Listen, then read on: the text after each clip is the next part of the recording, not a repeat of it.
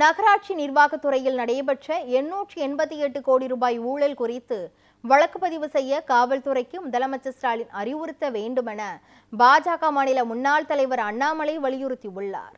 கோவையில் செய்தியாளர்களுக்கு அவர் அளித்த பேட்டியினை தற்போது பார்க்கலாம்.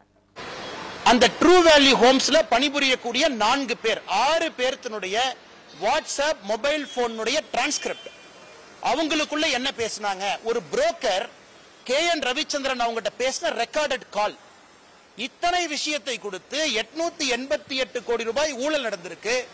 அதை பத்தி எதுவுமே பேசாம KN நேரு அவர்கள் பதில் சொல்றாங்க, இது திராவிட மாடல் ஆட்சியின் மீது பழி சுமத்துறாங்க. அதனால் முதலமைச்சர் அவர்கள் நேரடியா இதுல உடனடியா தமிழ்நாடு DGP அவர்களை FIR போட சொல்லணும். ஏன்னா FIR போடப்பட்ட பிறகுதான் ED களத்துக்கு வர முடியும். EDயை பொறுத்தவரை ஒரு FIR இல்லாம ED தன்னுடைய விசாரணை ஆரம்பிக்க முடியாது.